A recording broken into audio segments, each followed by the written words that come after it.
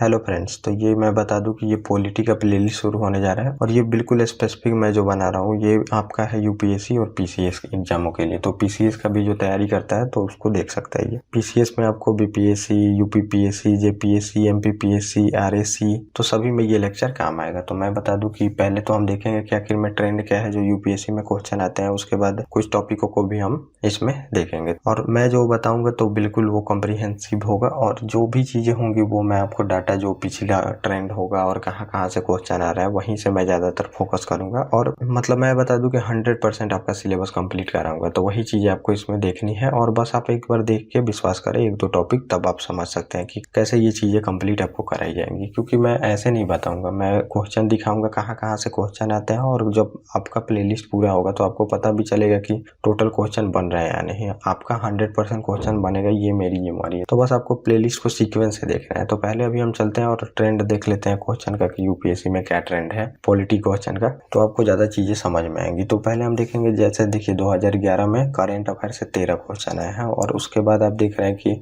History से 11 question आए हैं, ज्योग्राफी से 11 क्वेश्चन आए हैं और पॉलिटी से 12 क्वेश्चन आए हैं। और फिर आप देख रहे हैं इकोनॉमिक्स से 19 क्वेश्चन आए हैं और साइंस एंड टेक्नोलॉजी से 19 क्वेश्चन आए हैं। उससे ज़्यादा क्वेश्चन आया था साइंस एंड टेक्नोलॉजी से। साइंस भी इसी में इंक्लूडेड होता है टेक्नोलॉजी में। और इन्वायरमेंट से 15 क्वेश्चन आया था। तो ये आप ट्रेंड देख रहे हैं 2011 का। और फिर आप देखिए 2012 में आप देखिएगा कि एक क्वेश्चन आया था करेंट अफेयर से, 19 क्वेश्चन हिस्ट्री से आए थे। और हिस्ट्री में भी फर्दर क्लासिफिकेशन किया जाता है, art and culture, ancient India, medieval, modern. तो मॉडर्न से ज़्यादा क्वेश्चन आता है और आर्ट एंड कल्चर से ज़्यादा क्वेश्चन आता है। तो हिस्ट्री में ये दो पार्ट इंपॉर्टेंट है। और जियोग्राफी से आप देख रहे हैं कि 2012 में 17 क्वेश्चन आए। तो जियोग्राफी से पहले क्वेश्चन बहुत ज़्यादा आते थे, लेकिन अब धीरे धीरे क्वेश्चन कम कर दिया गया है जियोग्राफी से पूछना। मेनली इन्वायरमेंट से ज़्यादा क्वेश्चन पूछे जा रहे हैं। और पॉलिटी से आप देखिए कि 20 क्वेश्चन आया है उस साल 2012 में, 20 क्वेश्चन। और इकोनॉमी से फिर आया है 17 क्वेश्चन। तो इकोनॉमी भी बहुत वेटेज रखता है, इकोनॉमी से भी अच्छा खासा क्वेश्चन आते रहता है। और साइंस एंड टेक्नोलॉजी से 9 क्वेश्चन आए हैं और 17 क्वेश्चन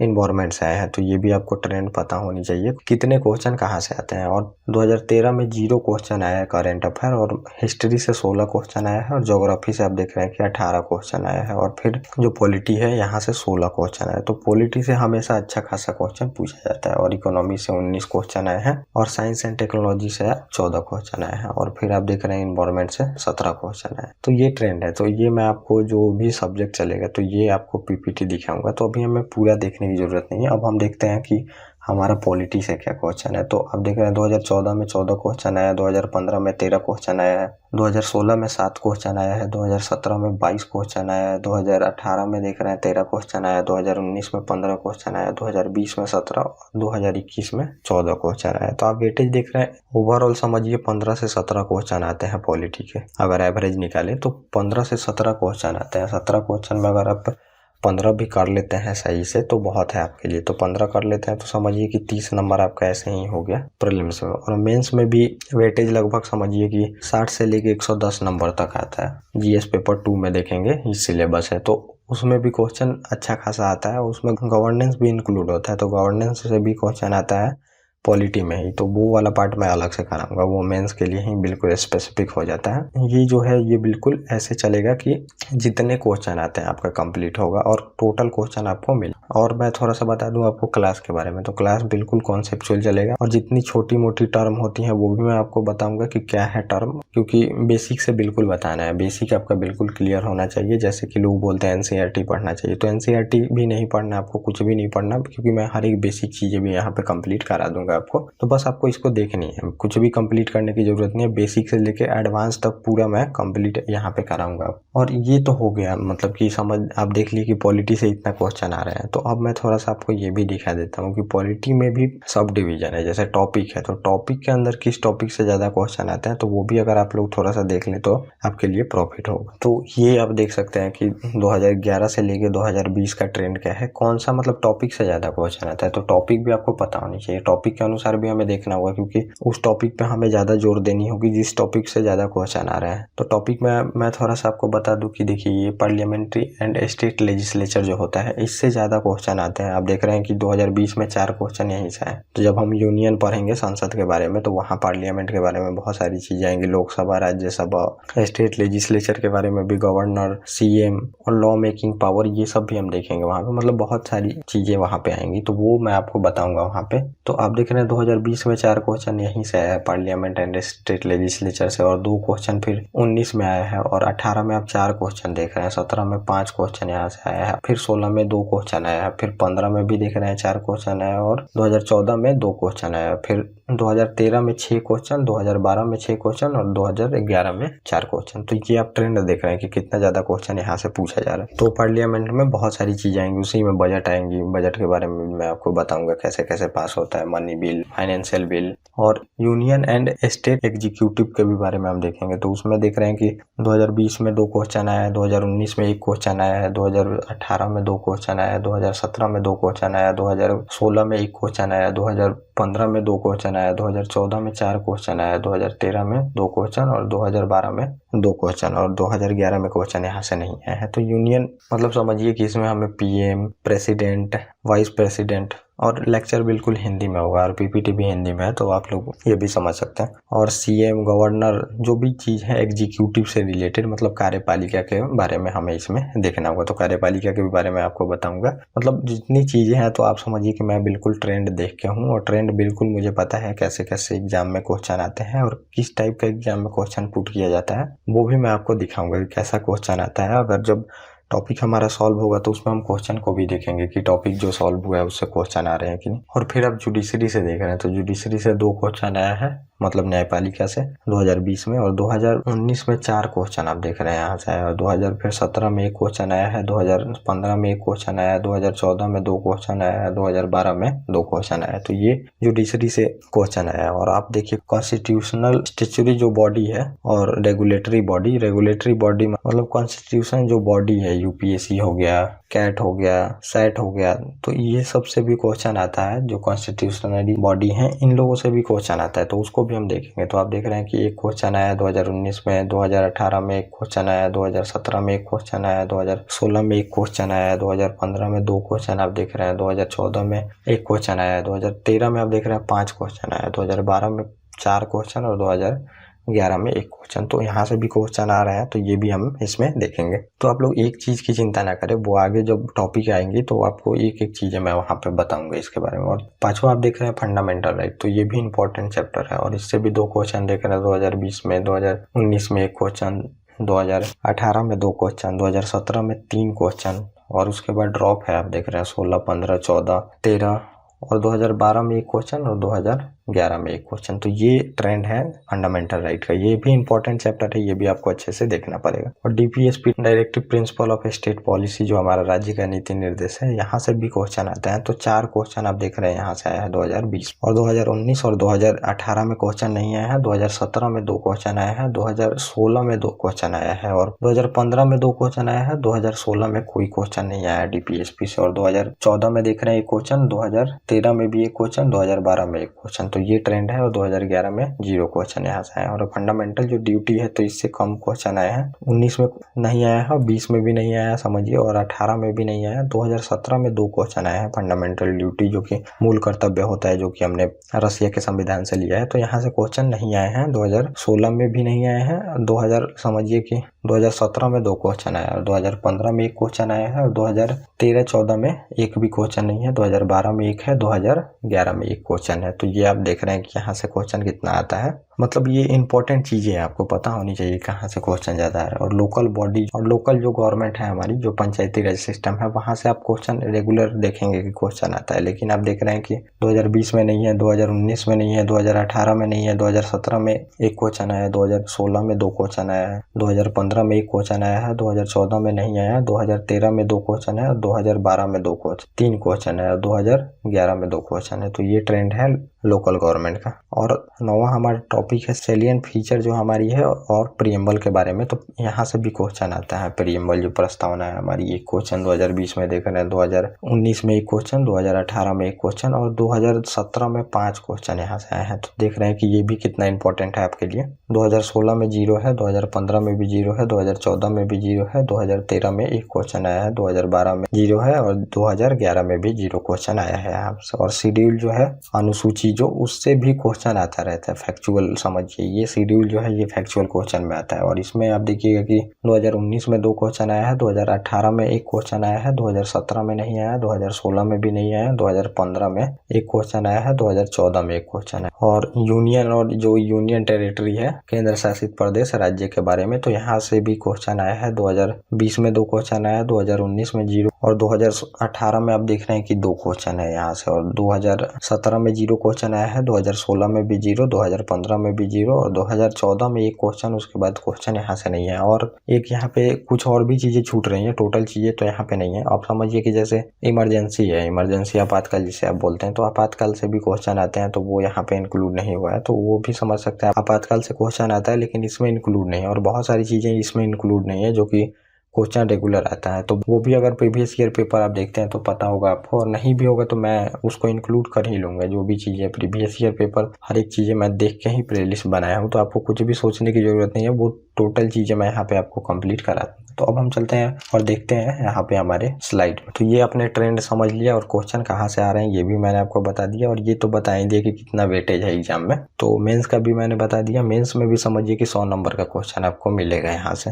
और पीटी का मैंने बता दिया। तो पीटी में काफी डिपेंड करता है आपका 30 नंबर, तो समझिए आपका यहाँ से आना ही आना है अगर आपको कर लेता है। यहाँ पे क्वेश्चन ईजी भी होता है, जल्दी से जल्दी क्वेश्चन बना लीजिएगा। एज कम्पेयर अगर आप करिए साइंस एंड टेक्नोलॉजी, तो वो क्वेश्चन करेंट अफेयर पे एक तो बेस होगा, तो वो कम ही बनने का चांस है। और स्टेटमेंट ऐसे होंगे कि आपको नहीं पता चल पाएंगे। जैसा कि आप क्वेश्चन देखिएगा तो इन्वायरमेंट का भी क्वेश्चन कम ही बन पाता है। इन्वायरमेंट, इकोनॉमी का भी बनता है, इकोनॉमी पॉलिटी सेम ही लगभग रहता है, और ज्योग्राफी और हिस्ट्री, ये 4 पोर्शन को अगर कंप्लीट कर लेते हैं तो 15-15 क्वेश्चन चारों से आप समझिए आएगा। और 15-60 क्वेश्चन आपके यहीं पे होगा। और पीटी का 90 से लेके 100 के बीच में कटअप होता है। तो 60 क्वेश्चन हुए तो 120 नंबर का हुआ। अगर कुछ गलती भी होता है तो आपको समझिए 90 नंबर यहाँ से आ जाएंगे। और एक आध 2 क्वेश्चन भी 3 कर लेते हैं साइंस एंड टेक्नोलॉजी और इन्वायरमेंट से और करेंट अफेयर से, 10 भी क्वेश्चन कर लेते हैं तो पीटी आराम से निकल जाएगा। तो फोकस आपको इन चीज़ों पे करना है। और ये चीज़ जो है स्टैटिक पार्ट है, मतलब कि ये चेंज नहीं होता एग्जाम में। अब जो हिस्ट्री है वो चेंज नहीं होगा, जो कॉन्स्टिट्यूशन में लिखा हुआ है वो भी चेंज नहीं होगा। कुछ करेंट अफेयर आते हैं वो आप समझ सकते हैं। करंट अफेयर भी जब पूछेगा तो आपको बिल्कुल वो स्टैटिक पार्ट को जोड़ के ही पूछेगा। और इकोनॉमी है तो उसमें भी कॉन्सेप्ट चेंज नहीं होने वाला, ज्योग्राफी में भी चेंज नहीं होने वाला। तो ये जो 4 सब्जेक्ट है तो इसी को लोग टारगेट करके और समझता है यहाँ से निकाल लिया जाए एग्जाम को। तो ये आपको टारगेट करना है। चारों सब्जेक्ट ये आपका बिल्कुल कंप्लीट होना चाहिए और बहुत अच्छे से कंप्लीट होना चाहिए, ताकि आप पीटी में कभी फेल ना हो। और मेंस के लिए भी मैं कॉन्सेप्ट देते जाऊंगा, तो जो भी सब्जेक्ट होगा तो वहाँ पे मेंस के लिए भी होगा। मेंस का पूरी तरह से मैं कंप्लीट करा दूंगा। तो अब हम इसमें देखेंगे कुछ बेसिक पॉइंट को, जैसे हमारी कार्यपालिका है, हमारी विधायिका है, हमारी न्यायपालिका है। तो इसको मैं अभी कंप्लीट आपको करा दूंगा, क्योंकि इसमें बहुत सारी लोगों को कन्फ्यूजन होता है। तो ये एक पेज होगा जिसमें एक चार्ट है, इससे आपको टोटल चीजें कंप्लीट हो जाएंगी। और इससे पहले थोड़ा सा हम अभी देख लेते हैं कि पॉलिटी की जरूरत के ऊपर ही और इवोल्यूशन ऑफ पॉलिटी के बारे में, कि कैसे कैसे पॉलिटी आई। तो जैसा थोड़ा सा हम देखेंगे इंट्रोडक्शन के बारे में, कि पहले होता था कि मतलब अब जो मानव होता था तो वो घुमक्कड़ों वाला जीवन व्यतीत करना था, तो वहाँ पे रूल की जरूरत नहीं होती थी। अब घूम रहे हैं यहाँ पे, कल किसी और जगह पे हैं, उसके बाद कुछ ही दिन में वहाँ पे से कृषि समाप्त हो गई, चाहे कुछ भी हो गया, तो वहाँ से आप चले गए, तो वहाँ से चले गए तो दूसरे जगह चले गए। और इंसान भी चेंज होते रहता था, ये नहीं है कि एक ही इंसान हर एक जगह रहता था। तो धीरे धीरे ट्राइब बनने लगा, कुछ इंसान मिलके ट्राइबल, मतलब ट्राइबल पॉकेट में रहने लगे, कुछ ट्राइबल पीपल मिलके एक साथ रहने लगे। और फिर उसके बाद हुआ क्या कि धीरे धीरे ट्राइबल कल्चर भी ये समाप्त होते गए, क्योंकि हो गया कृषि का विकास। आप देखेंगे तो उत्तर वैदिक काल में आप देखेंगे कि कृषि का विकास होता है, जबकि लोहे की खोज होती है। और लोहे की खोज होती है तो आप देखेंगे ये जो गंगा यमुना का फर्टिलाइज जो, ये तो पहले ये जंगल वाला इलाका रहता है, और जंगल वाला इलाका रहता है। जब उत्तर वैदिक काल में आप देखेंगे लोहे की खोज होगी, तो लोहे की खोज होगी तो कबीलियाई जो लोग हैं वो पहले जन बनेंगे, फिर जन से जनपद बनेंगे, और जनपद से फिर महाजनपद बनते हैं, और महाजनपद से आप देखेंगे कि मगध साम्राज्य का वहाँ पे विकास होता है। तो आर्य पहले आए थे, आर्य आए थे तो आर्य स्टेबल तो थे, लेकिन वो उतना कृषि नहीं कर पाते थे। कृषि क्यों नहीं कर पाते थे? क्योंकि गंगा यमुना वाला जो क्षेत्र है, पहले देखेंगे उसमें जंगल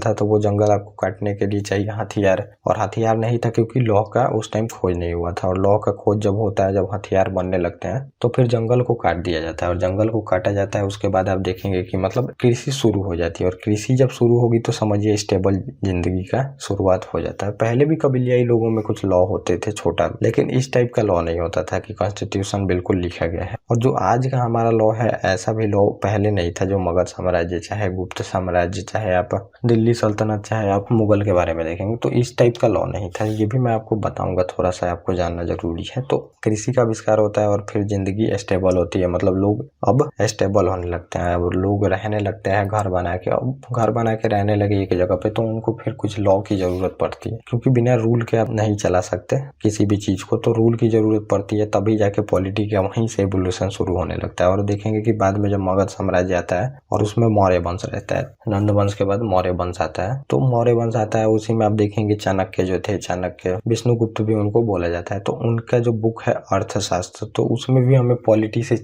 रिलेटेड चीजें मिलती हैं। तो उसमें भी कैसे राज्य को चलाना है, स्टेट जो है, वो चीजें उसमें लिखी गई हैं। तो वो भी माना जाता है कि वो पॉलिटी का ही बुक था, जो राज्य व्यवस्था होती है। तो उसमें राजा के सप्तांग सिद्धांत के भी बारे में बताया कि राजा कैसा होना चाहिए, ये सब चीजें थी। तो वहीं से समझिए पॉलिटी का विकास हो गया था। जब जिंदगी स्टेबल हुई, जब लोग एक साथ रहना शुरू कर दिए एक जगह पे, वहीं से समझिए कि पॉलिटी का विकास हो गया। और बाद में धीरे धीरे ये डेवलप होते चला आया। तो अब समझिए कि जो किंग होता था, किंग जिसे राजा आप बोलते हैं, तो राजा के पास ही पावर होती थी। सब राजा ही लॉ बनाता था, राजा ही उसको चेक करता था कि सही है कि नहीं लॉ, फिर राजा ही सजा देता था लोगों को। तो अब तीनों काम एक ही इंसान के अंडर में, मतलब समझिए कि जो लॉ बनाती है उसको विधायिका बोला जाता है। विधायिका का काम है लॉ बनाना, जिसे लेजिस्लेचर बोलते हैं। और दूसरा काम है कार्यपालिका का, जो कि लॉ को इम्प्लीमेंट करती है, मतलब कि लॉ कैसे लागू होगा, कैसे लागू करना है, मतलब कि अधिकारियों से रिलेटेड चीजें हैं, जो लॉ कैसे लागू करना है वो चीजें कार्यपालिका जानती है, जिसे एग्जीक्यूटिव बोलते हैं। और तीसरा होती है न्यायपालिका, जो कार्यपालिका लॉ लागू कर रही है, और दूसरा ये जो विधायिका बना रही है। तो इन दोनों को चेक करती है कि लॉ सही से लागू हो रहा है कि नहीं, और लागू भी हो रहा है तो ये लॉ सही है कि नहीं। लेकिन ये तीनों पावर आप देखेंगे कि शुरू में जो ये किंग होता था तो राजा के पास होता था, तो इससे लोगों के अधिकारों का हनन होता था कि राजा को जब मन में आए तो वो सजा भी दे दे, जब मन में आए तो कोई लॉ भी बना दे, और जब मन में आए कैसा भी न्याय दे दे किसी को। तो अब हुआ धीरे धीरे कि आप देखेंगे जब यूरोप में रेनेसांस होता है, मतलब कि पुनर्जागरण होता है, तो अब वहाँ पे मिडिल क्लास उभरने लगता है। मिडिल क्लास उभरता है मतलब कि अब समझिए व्यापार वहाँ पे बढ़ जाता है, और औद्योगिक क्रांति भी पहले से ही शुरू हो जाती है। एक ही बैग आप सोचिएगा कि 1600 ईस्वी में औद्योगिक क्रांति शुरू होती है, तो वो नहीं होता, उसकी जड़ें जो है वो पहले से आ रही थी। और उससे पहले भी पुनर्जागरण हो गया था। यूरोप में बहुत अव्यवस्था फैली हुई थी, किंग जो था एक बार में स्लॉटर करा देता था, बहुत सारे लोगों को एक बार में कटवा देता था। फ्रांस में आप देखिए कि जो सजा देने का जो रूल था, एक बार में बहुत सारे लोगों को सजा दे दिया जाता था, मतलब कि आम लोगों की जिंदगी का कोई वैल्यू नहीं था। तब हुआ क्या कि धीरे धीरे मिडिल क्लास उभरने लगे। और मिडिल क्लास को क्या चाहिए? मिडिल क्लास को चाहिए स्टेबिलिटी, ताकि व्यापार हो सके। तो अब मिडिल क्लास ने सोचा, फिर वहां पे जितने भी आप देखेंगे पुनर्जागरण या फिर फ्रांस की क्रांति होती है, रसिया में भी क्रांति होती है, तो वो मिडिल क्लास के उभरने का ही क्रांति था। और क्रांति था तो बहुत सारे फिर दार्शनिक आते हैं जो कि बहुत सारा थ्योरी देते हैं कि जो राजा का शक्ति है उसको लिमिट करना चाहिए, मतलब कि अब तीनों पावर एक ही लोगों में नहीं होनी चाहिए। तो उसी को फिर लेके शक्ति पृथक्करण का सिद्धांत दिया जाता है, वो मॉन्टेस्क्यू देते हैं। वो बताते हैं वहां पे कि लॉ जो है वो बनाने का अलग काम है, लॉ इम्प्लीमेंट करने का अलग काम है, फिर लॉ को चेक करने का अलग काम है। ये तीनों अलग काम है, और तीनों अलग अलग लोगों द्वारा किया जाना चाहिए। एक लोगों द्वारा कीजिएगा तो अधिकार का हनन होगा। तो फिर वहां पे सेपरेशन ऑफ पावर का सिद्धांत दिया जाता है, मतलब शक्ति पृथक्करण का। तीनों शक्तियां एक हाथों में नहीं होनी चाहिए। तो वहीं से आप देखेंगे कि शक्ति पृथक्करण का सिद्धांत आता है। फिर अब मिडिल क्लास जो उभरता है वो चाहता है कि राजा को कंट्रोल किया जाए, क्योंकि अब राजा कभी भी किसी भी व्यापारी को ही उठाया सजा दे दिया, तो अब व्यापारी क्या व्यापार करेगा वहां पे। तो इन सब के वजह से आता है रूल बनाया जाता है। उसके बाद धीरे धीरे डेमोक्रेसी भी आप देखेंगे डेवलप हो जाती है, कि अब जो राजा है उसको भी धीरे धीरे जो है वो जनता ही चुनेगी। और उसके बाद आप देखेंगे ये मॉडर्न संविधान वगैरह आता है, कि संविधान में ही हर एक चीजें लिख दी जाती है। तो सबसे पहले आप देखेंगे संविधान जो बनाया है तो अमेरिका को माना जाता है, वो संविधान बनाता है, मतलब जो भी चीजें होंगी वो लिखित होंगी, और पावर कैसे होगा कैसे नहीं होगा वो सब चीजें भी बताई जाती है अमेरिका द्वारा। मतलब अब समझिए कि एक इंसान के हाथ में पावर को नहीं रहने देना है, वही चीज़ें धीरे धीरे डेवलप होती हैं और बहुत सारे दार्शनिक इसमें बहुत सा थ्योरी देंगे, वो कुछ थ्योरी भी मैं आपको बताऊंगा। और गवर्नमेंट कैसे चलेगी, अब डेमोक्रेसी तो चलेगी लेकिन चलेगी कैसे, फिर किस टाइप का गवर्नमेंट स्ट्रक्चर होगा वो भी बताया जाता है। तो दो उसमें मेन जो सिस्टम बताया जाता है, तो एक बताया जाता है पार्लियामेंट्री सिस्टम जो संसदीय प्रणाली है, और दूसरा बताया जाता है प्रेसिडेंशियल सिस्टम जो कि अध्यक्षीय प्रणाली है, मतलब राष्ट्रपति प्रणाली इसको बोला जाता है, जो कि अमेरिका में फॉलो किया जाता है। वहां पे देखेंगे कि जो हेड होता है स्टेट का वो प्रेसिडेंट होता है, और जो गवर्नमेंट का भी मतलब सरकार का भी हेड होता है वो भी प्रेसिडेंट ही होता है। लेकिन हमारे यहाँ पे पार्लियामेंट्री सिस्टम है, पार्लियामेंट्री मतलब संसदीय प्रणाली, उसमें आप देखेंगे कि जो हेड ऑफ गवर्नमेंट है, मतलब जो सरकार का हेड है वो पीएम होता है, लेकिन जो देश का हेड होता है वो प्रेसिडेंट होता है। तो हमारा थोड़ा सा डिफरेंस है, क्योंकि हमने अपनाया है ब्रिटिश स्ट्रक्चर को, क्योंकि हमारे यहाँ पे ब्रिटिश शासन ही किए थे, तो उसका हम धीरे धीरे प्रचलन हमारे ऊपर बढ़ गया था, तो फिर हमने उसी को अपना लिया था। तो वो भी मैं आपको बताऊंगा, और कैसे डिफरेंस है हमारा parliamentary system British parliamentary system से, वो भी मैं आपको वहाँ पे बताऊंगा। तो ये चीजें अपन थोड़ा सा समझ लिया कि कैसे कैसे एवोल्यूशन होता है, क्योंकि राजा के हाथ में सारी शक्तियां होती थी, लॉ वही बनाता था, लॉ लागू भी वही कराता था, और लॉ को फिर चेक भी वही करता था। तो इससे लोगों के अधिकार का हनन होता है, और जब मिडिल क्लास उभरता है तो उनको चाहिए प्रोटेक्शन और उनको चाहिए स्टेबिलिटी, ये नहीं किसी को सजा दे दो। और हमेशा ये भी आप देखेंगे कि डेमोक्रेसी के पहले युद्ध हमेशा होते रहता था, युद्ध होता रहता था, किंग अपने मर्जी से युद्ध करते रहता था। और डेमोक्रेसी जब से आई तो युद्ध में भी कमी आई है, आप समझ सकते हैं युद्ध कम हो सकते हैं, क्योंकि जनता के मर्जी के अनुसार सरकार को डेमोक्रेसी में चलनी होती है। और जनता क्या चाहती है, जनता शांति चाहती है, जनता स्टेबिलिटी चाहती है। अगर कोई सरकार ज्यादा युद्ध में उलझने का सोचती है तो जनता फिर उसको वोट के तहत अगर इलेक्शन हुआ तो उसको हटा देगी। तो आप अभी भी देख सकते हैं ज्यादातर एग्रेसिव देश कौन है, चाइना को देखेंगे तो वहां पे भी डेमोक्रेसी नहीं है, रूस को देखेंगे एग्रेसिव है तो वहां पे भी डेमोक्रेसी नहीं है। क्योंकि अगर डेमोक्रेसी होती वहां पे तो जनता अगर इलेक्शन होता तो उनको बता देती कि अभी यूक्रेन पे युद्ध करना चाहिए कि नहीं, वोट के तहत मतलब वो उनका सरकार ही गिर जाता। और जो प्रथम विश्व युद्ध चाहे जो सेकेंड वर्ल्ड वॉर हुआ है तो हिटलर का उदय हुआ है, तो वो डेमोक्रेसी की समाप्ति के बाद ही उसका उदय होता है। तो डेमोक्रेसी रहती है तो युद्ध का भी कम खतरा होता है। तो वही सब चीज लोग चाहते थे, लोग चाहता था स्टेबिलिटी, क्योंकि हमेशा देखिएगा कि युद्ध होते रहता था, युद्ध भी होते रहता था और राजा जो मन में है वो करता था। तो उसी को कंट्रोल करने के लिए ये सब सिस्टम का इजाद किया गया। दार्शनिक आए जब मिडिल क्लास उभरने लगा, व्यापार होने लगा, व्यापार मतलब व्यापार तो होता था पहले से ही, अब इंडस्ट्रियल रेवोल्यूशन हुआ, कंपनी बनने लगी, अब मिडिल क्लास के पास पैसा आने लगा, उनको चाहिए फैसिलिटी कैसे मिलेगी, सरकार को कंट्रोल करने से। तो उन्होंने सरकार को कंट्रोल किया, और सरकार को कंट्रोल नहीं करने के लिए आप देखेंगे कि किंग को हटाने के लिए फ्रांस की क्रांति होती है, रूस में भी क्रांति होती है, और बहुत जगह पे राजशाही को उखाड़ के फेंक दिया जाता है और फिर वहां पे बिल्कुल संविधान बनाया जाता है, वही संविधान बनता है। तो वो अब उतना हमें नहीं जानने की जरूरत है। तो ये थोड़ा सा आपने बेसिक समझ लिया कि क्यों ये सब चीजें। अब हम देखेंगे यहाँ पे कार्यपालिका कौन सी है हमारे स्टेट में, और हमारे स्टेट में लेजिस्लेचर कौन सी है, और फिर एग्जीक्यूटिव कौन सी है। तो अब हम अपने देश में देखेंगे कि हमारे देश में जो संसद है, जिसको लेजिस्लेचर मेनली आप समझिए कि संसद को बोला जाता है, संसद ही लॉ बनाती है तो उसको ही लेजिस्लेचर विधायिका बोला जाता है। और फिर हम ये भी देखेंगे एग्जीक्यूटिव, ये सरकार को बोला जाता है। समझिए एग्जीक्यूटिव जो होती है वो सरकार होती है जो कि लॉ को इम्प्लीमेंट करती है। और तीसरा होता है जुडिशरी जो है न्यायपालिका, ये लॉ को चेक करती है। तो ये तीनों ऑर्गन को हमें देखना है। और हमारे देश का क्या स्ट्रक्चर है ये भी मैं आपको इसमें बता दूंगा कि कैसे कैसे हमारे देश का प्रशासन चलता है, और कौन सा एग्जीक्यूटिव है, कौन सा लेजिस्लेचर है और कौन सा न्यायपालिका है। ये एक चार्ट आपको लिख के मिलेगा, क्योंकि ये बनाने में फिर मुझे पीपीटी में दिक्कत होती, तो इस वजह से मैंने लिख के यहाँ पे इम्प्लीमेंट कर दिया। और बाकी उसके बाद हम पीपीटी से देखेंगे, तो इसमें हम देख लेंगे ये सिस्टम को। फिर नेक्स्ट वीडियो में हमारा आएगा parliamentary system and presidential system. इस वीडियो में कंप्लीट अगर नहीं हो पाएगा ये चीजें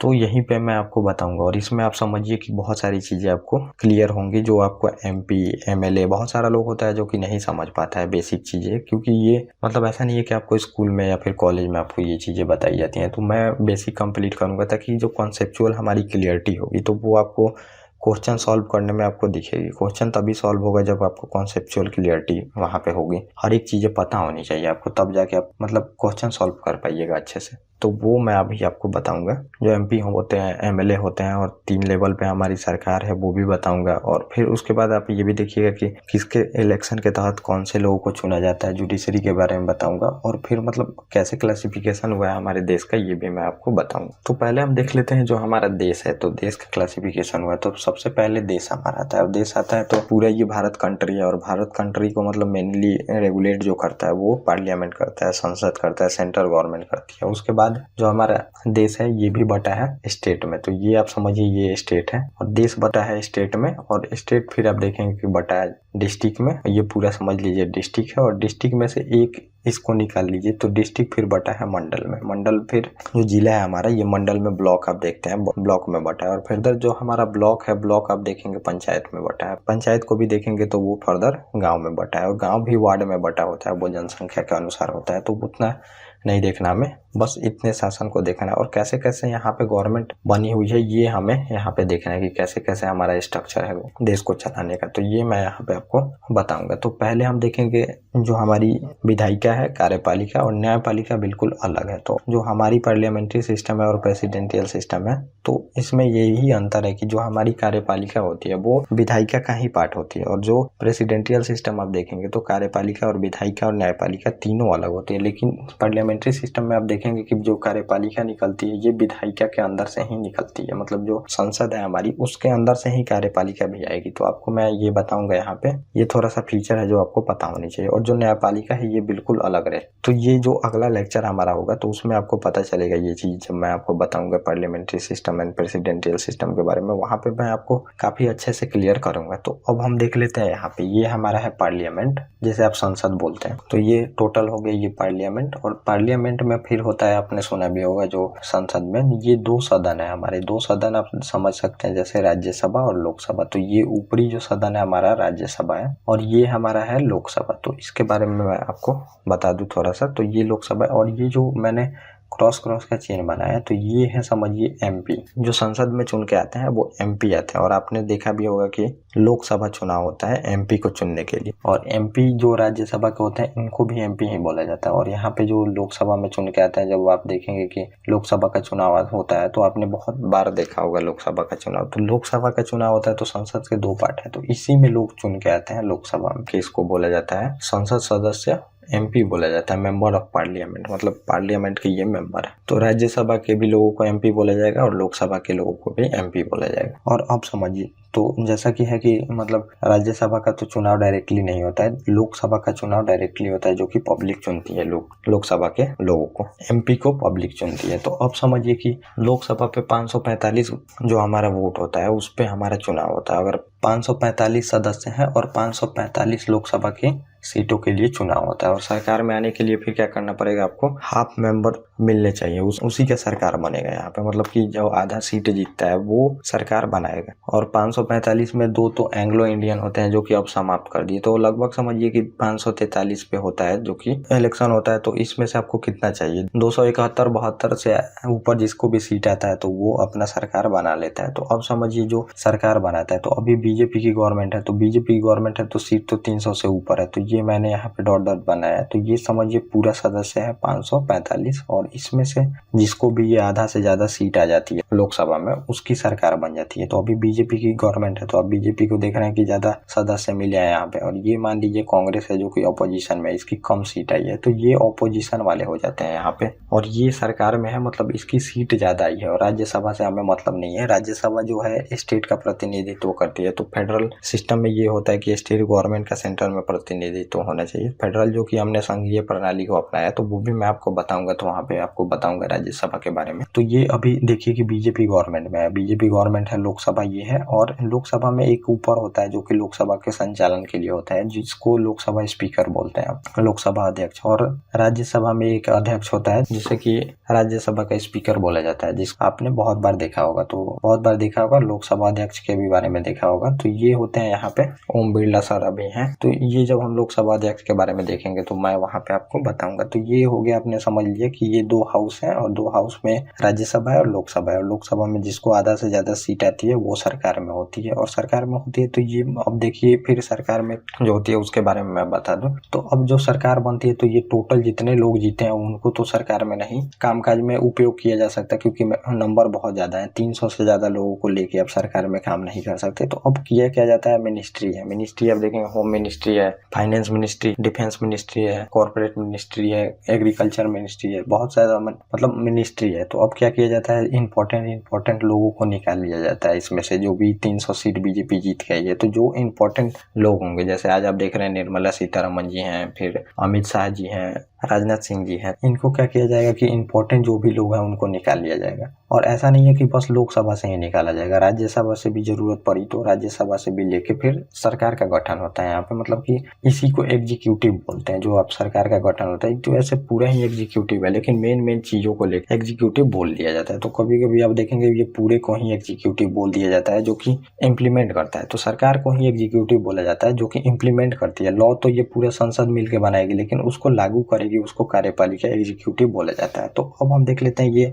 जो इसमें से कुछ लोगों को निकाला जाएगा लोकसभा से और कुछ राज्यसभा से भी लिया जाता है, और फिर इसको गठन किया जाता है मंत्रिमंडल, और इसी को आप सरकार बोलते हैं, इसी को आप कैबिनेट भी बोलते हैं। और इसके जो सदस्य होते हैं वो कैबिनेट मिनिस्टर होते हैं। तो ये सबसे टॉप रैंक के मिनिस्टर होते हैं, जो कि आप देखेंगे निर्मला सीतारमण जी, राजनाथ सिंह जी, अमित शाह जी, तो ये लोग टॉप रैंक के मिनिस्टर हैं। और इन्हीं को, इन सब लोगों को मिला के कैबिनेट का गठन होता है। जो इंपॉर्टेंट लोग होते हैं यही कैबिनेट है। आप बार बार सुनते होंगे कैबिनेट का मीटिंग हुआ, कैबिनेट मिनिस्टर अमित शाह हैं, तो यही मिनिस्टर हैं जो कि सरकार के अंडर जो सीट जीत के आई है बीजेपी, उसके अंडर से इनको निकाला गया है, मेन जो लोग हैं। क्योंकि उतने सारे 300 से ऊपर लोग जीत गए हैं, तो सबको तो आप नहीं बना सकते मंत्री, और सबको लेके सरकार नहीं चला सकते, क्योंकि आपको जो इन्फॉर्मेशन होती है पार्लियामेंट्री सिस्टम में, इन्फॉर्मेशन को भी आपको छिपा के रखनी है, क्योंकि किसी देश को आपके इन्फॉर्मेशन के बारे में पता ना चल जाए, सरकार कौन सा डिसीजन ले रही है ये पता ना चल जाए। इसके लिए कुछ इंपॉर्टेंट लोगों को ही निकाल लिया जाता है, ताकि जो इन्फॉर्मेशन होता है सबके पास ना रहे। सबके पास ना रहे तो फिर किसी दुश्मन देश को हमारे ना मिल पाए, या फिर जनता को ही पहले अभी जो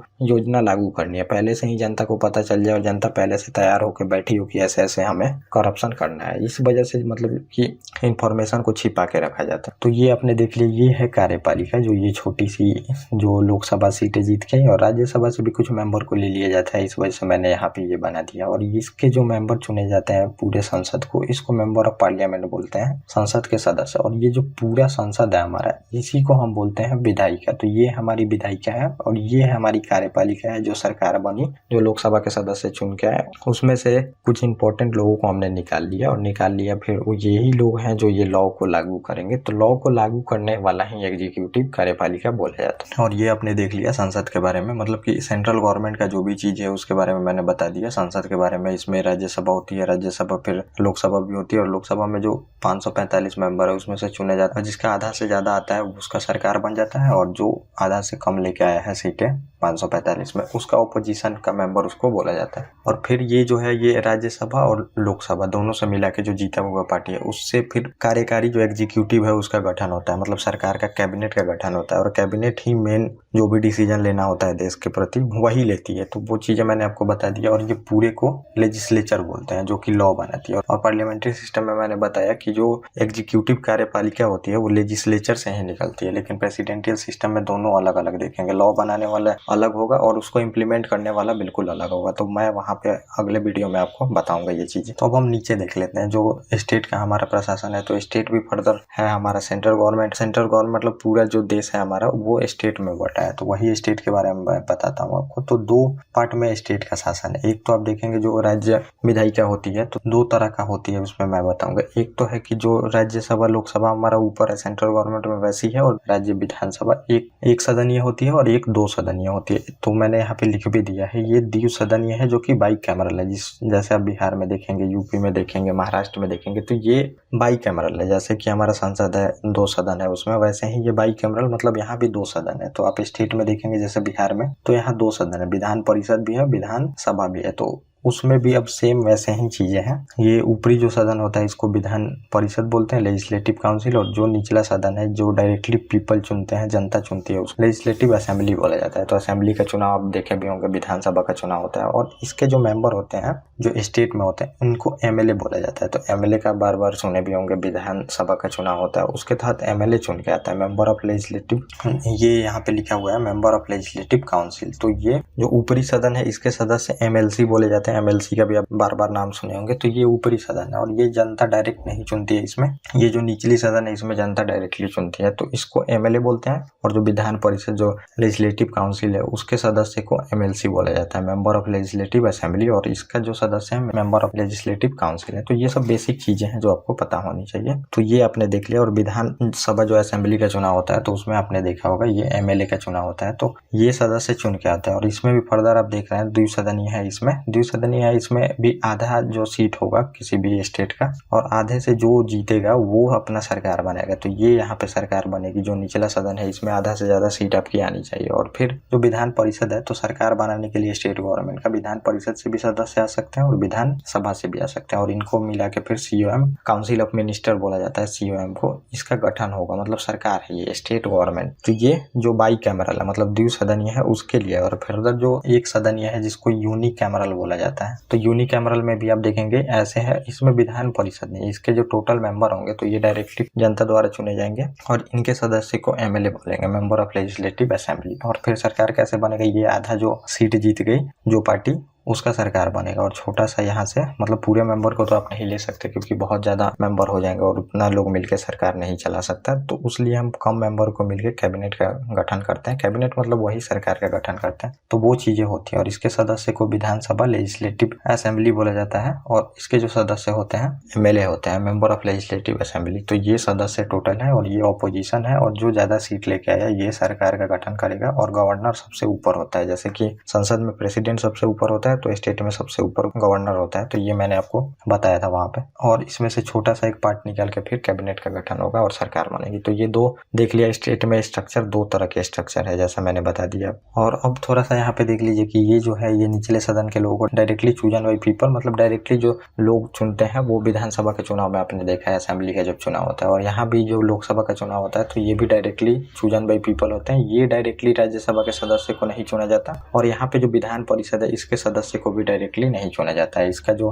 क्राइटेरिया है तो वो मैं जब स्टेट के बारे में आपको पढ़ाऊंगा तो वहां पे आपको पता चलेगी। बस आप नॉर्मली ये स्ट्रक्चर जान लीजिए देश का कैसे। और अब जो राज्यसभा का सदस्य है तो ये असेंबली से ही चुन के आता है, विधानमंडल जो होता है, क्योंकि हमने फेडरल सिस्टम को अपनाया, संघीय ढांचा, तो राज्य का भी प्रतिनिधित्व होना चाहिए सेंटर में। तो यहाँ से भी हम चुन के भेजते हैं और यहाँ से तो मैंने एक जगह से बनाया है, ये हम यहाँ से फिर स्टेट से भेजते हैं यहाँ पे राज्यसभा में राज्यों का प्रतिनिधित्व करने के लिए, ताकि कोई भी अगर लॉ बने तो राज्य का भी प्रतिनिधित्व हो सके। तो आप देखें भी होंगे अगर संसद में कोई भी लॉ पास होगा या फिर कोई भी अमेंडमेंट होता है कॉन्स्टिट्यूशन में तो Rajya Sabha as well as Lok Sabha दोनों से आपको सहमति की जरूरत होती है। तो ये राज्यों का प्रतिनिधित्व करते हैं राज्यसभा सदस्य, असेंबली से चुन के आते हैं। और असेंबली में क्राइटेरिया है चुनने का, तो वो जब मैं राज्यसभा आपको बताऊंगा तो वहां पे ये चीजें क्लियर हो पाएंगी। तो ये दो स्ट्रक्चर आपने समझ लिया। अब फर्दर जो स्टेट है तो वो डिस्ट्रिक्ट में बटा है। तो डिस्ट्रिक्ट ये देख लिए, ये पूरा डिस्ट्रिक्ट है हमारा, और डिस्ट्रिक्ट के अंदर में मंडल होते हैं। तो मंडल बहुत सारे मिलके 15-20 मंडल मिलके एक डिस्ट्रिक्ट बनता है। तो डिस्ट्रिक्ट भी फर्दर आप देखेंगे ये डिस्ट्रिक्ट जो है हमारा ये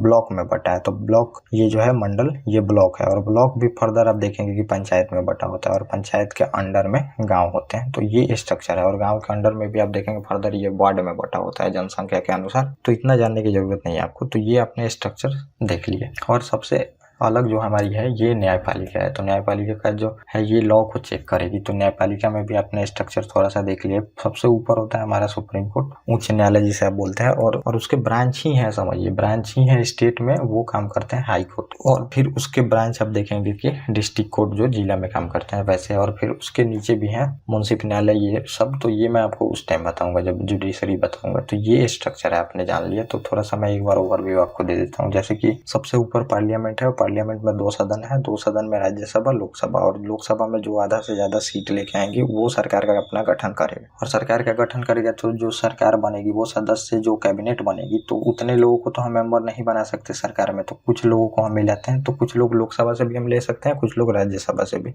और आपने देखा है कि इंदिरा गांधी जो थी तो वो पीएम राज्यसभा से ही आई थी, और जो हमारे मनमोहन सिंह थे पीएम, वो भी राज्यसभा से आए थे। तो राज्यसभा से आते हैं लोग, तो राज्यसभा और लोकसभा दोनों को मिला के फिर हम एग्जीक्यूटिव का गठन करते हैं। इसको एग्जीक्यूटिव बोला जाता है, जो कि लॉ बनाएगी संसद पूरा मिलके। और एग्जीक्यूटिव जो है वो तो लॉ बनाने में मदद करेगी, ये पार्लियामेंट्री सिस्टम का फीचर है, और फिर लॉ को इम्प्लीमेंट भी करने का काम करेगी। और जो ये हमने छोटा पार्ट निकाला है, जो सीट होती है उसमें से, इसको कैबिनेट बोलते हैं। और यही सरकार, जो बार बार आप बोलते हैं सरकार ये नहीं कर रही वो नहीं कर रही, तो यही सरकार है। और फिर जो हमारा ऐसे ही स्ट्रक्चर हमने फॉलो किया है स्टेट में। तो स्टेट में किसी में द्विसदनीय है और किसी में फिर एक सदनीय है, मतलब कि एक में तो विधान परिषद भी है और विधानसभा भी है, लेजिस्लेटिव काउंसिल और लेजिस्लेटिव असेंबली, और किसी में बस लेजिस्लेटिव असेंबली है। तो इसमें भी आप देखेंगे कि राज्यसभा लोकसभा जैसा है, जिसमें द्विसदनीय है, और जिसमें एक सदनीय है उसमें बिल्कुल बस लोकसभा जैसा है, बस डायरेक्टली चूजन बाई पीपल, मतलब डायरेक्टली पीपल चुनेंगे और उसके बाद वहाँ पे गवर्नर उसको जिसका ज्यादा सीट आएगा सरकार बनाने का बोलेगा। और फिर सीएम की नियुक्ति होती है, और सीएम की नियुक्ति करके जो कैबिनेट बनता है वो सरकार यहाँ भी बनती है। और ये द्विसदनीय है, तो यहाँ विधान परिषद से भी सदस्य आ सकते हैं और विधानसभा से भी आ सकते हैं। फिर यहाँ गवर्नमेंट का गठन होता है। और जो ऊपरी सदन होता है स्टेट में, इसको बोला जाता है मेंबर ऑफ लेजिस्लेटिव काउंसिल, मतलब विधान परिषद के सदस्य हैं ये। एमएलसी के बारे में आपने सुना होगा। और निचला जो सदन है इसको बोला जाता है एमएलए। तो MLA member of legislative assembly, MLA का चुनाव जो होता है, असेंबली का चुनाव विधानसभा का, वो आपने देखा होगा। तो दोनों के सदस्य को एमएलए बोलते हैं, और ऊपर जो संसद के सदस्य होते हैं उनको एमपी बोलते हैं। तो वो लोकसभा सदस्य, और वो लोकसभा चुनाव के तहत चुन के आते हैं। और फर्दर जो हमारा डिस्ट्रिक्ट है ये भी बटा है मंडल में, और मंडल बटा है फिर आप देखेंगे पंचायत में, और पंचायत बटा है फिर गांव में, और गांव बटा है वार्ड में। तो ऐसे सिस्टम है। और पंचायत का भी चुनाव होता है, जिला परिषद का भी चुनाव होता है, और बीडीसी का भी चुनाव होता है। तो वो स्ट्रक्चर अलग है। ब्लॉक डेवलपमेंट ऑफिसर, तो उसका भी चुनाव होता है ब्लॉक लेवल पे। तो वो भी मैं आपको बताऊंगा जब पंचायती राज सिस्टम पढ़ाऊंगा। तो ये स्ट्रक्चर है, और ये मैंने आपको स्ट्रक्चर बता दिया, और इसका एग्जाम का ट्रेंड बता दिया क्वेश्चनों का। और ये बेसिक चीज़ें आपको पता होनी चाहिए। बेसिक चीज़ जब हम एडवांस में जाएंगे तो ये चीज़ें बार बार आएंगी। और ये चीज़ है जो ये आपको बार बार देखने को मिलेगी। तो ये बेसिक मैंने थोड़ा सा बता दिया, और इसमें बहुत कंफ्यूजन होता है लोगों को, तो ये आप जान लिए। अब आगे हम एडवांस में जब चलेंगे तो ये आपको काफ़ी हेल्प करेगा इसमें। तो ये आप इसको बार बार रिविजन करें और इसको जान ले एक बार। तो आज का लेक्चर हमारा यहीं तक होता है, और कृपया आप लोग इसको सीक्वेंस से देखिएगा ताकि ज़्यादा चीज़ें समझ में आए। तो ज़्यादा अभी फर्स्ट लेक्चर में ज़्यादा चीज़ें पढ़ाने के लिए सही नहीं रहेंगी। तो आगे से अब जो हमारा लेक्चर होगा वो 1 घंटे 1.5 घंटे ऐसे का लेक्चर होगा। 1 घंटे का आप मैक्सिमम मान के चलिए कि लेक्चर होगा। 50 मिनट से लेके 1 घंटे का लेक्चर मेरा होता है। तो ये लेक्चर चलेगा, और बिल्कुल कॉन्सेप्चुअल वे में आपको एक एक चीज़ें जहाँ लोगों को कन्फ्यूजन आती है वो जगह पर मैं ज़्यादा फोकस करूँगा, ताकि आप लोग क्वेश्चन को सोल्व कर पाएँ। क्योंकि जितना कॉन्सेप्चुअल क्लियरिटी होगी उतना आप क्वेश्चन बना पाएंगे। तो अब हम अगले वीडियो में देखेंगे parliamentary system and presidential system, क्योंकि 2 खासा सिस्टम अपनाया गया। अब वर्ल्ड में डेमोक्रेसी बनी मतलब कि अब समझिए मोनार्क को हटाया गया, मतलब जो भी वंशानुगत सरकार होते थे उनको हटाया गया। तो अब हटाया गया तो किस सिस्टम को अपनाया जाए सरकार चलाने के लिए, तो उसमें 2 सिस्टम खासा फॉलो किया गया। जो ब्रिटेन का सिस्टम है तो वो पार्लियामेंट्री सिस्टम है। वो खासा कोई सिस्टम ऐसा नहीं था, वो धीरे धीरे डेवलप होते आया था। बाद में पहले किंग होता था, लेकिन किंग के पावर को धीरे धीरे कम किया गया, और धीरे धीरे वहाँ पे आप देखेंगे बहुत दिनों तक लड़ाई चली। जो राजशाही होती है और जो संसद है उसके बीच में बहुत दिनों तक लड़ाई होती है। और ये संसद आप अभी नहीं देख रहे हैं, आप देखेंगे कि जो हमारा वैदिक काल था उसमें भी आप ये संसद टाइप का देख सकते हैं। उसमें जो सभा समिति होती थी और विदत भी होती थी, तो ये एक समझिए कि पार्लियामेंट का ही काम करती थी, जो कि राजा पे लिमिट लगा के ही रखती थी। जो सभा समिति होती थी वही चीजें वो हमने जो बहुत पहले चीजें कर लिया है वो यूरोपियन किया है। लेकिन आज बताते हैं सभी जो चीजों का डेवलपमेंट है तो यूरोप से हुआ है। तो वो चीजें थी वहां पे। तो आप देखेंगे बहुत दिनों तक ब्रिटेन में लड़ाई चला है संसद के बीच में, और जो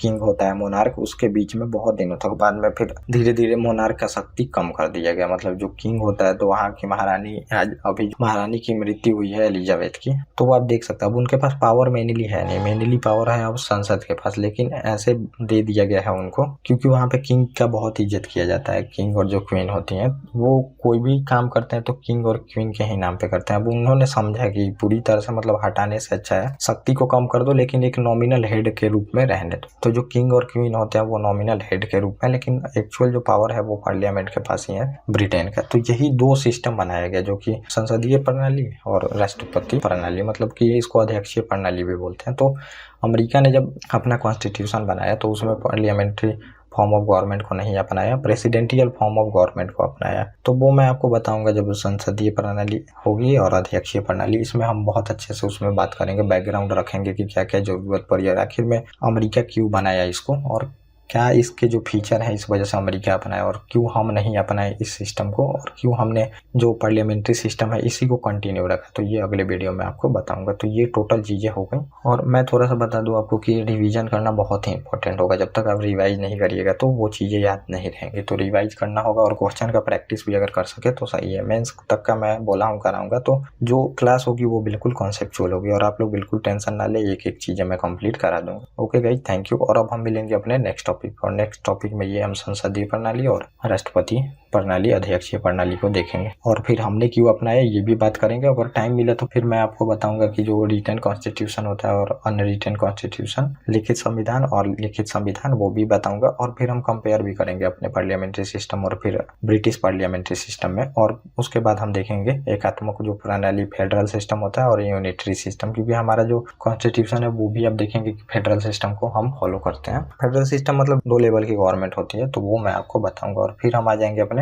संघीय व्यवस्था को कंप्लीट करेंगे और हमारा क्या क्या संघीय व्यवस्था में फीचर है और हम कहाँ कहाँ एकात्मक दिखते हैं और कहाँ कहाँ संघात्मक दिखते हैं, वो भी मैं आपको बताऊंगा। और हमारा जो फेडरल सिस्टम है वो डिफरेंस कैसे है अमेरिका फेडरल सिस्टम से। फिर हम आएंगे अपने कॉन्स्टिट्यूशनल डेवलपमेंट के बारे में, जो बहुत सारा ब्रिटिश इंडिया ने एक्ट पास किया, वो मैं बताऊंगा आपको और बिल्कुल कॉन्सेप्चुअल बताऊंगा, क्यों आया एक्ट, कैसे आया, क्या जरूरत पड़ी कि आया, वैसे होंगे तो क्लास ऐसे चलेंगे। Okay guys, thank you. और अब हम मिलेंगे अपने नेक्स्ट टॉपिक, और कृपया आप लोग इसको सीक्वेंस से देखते हैं।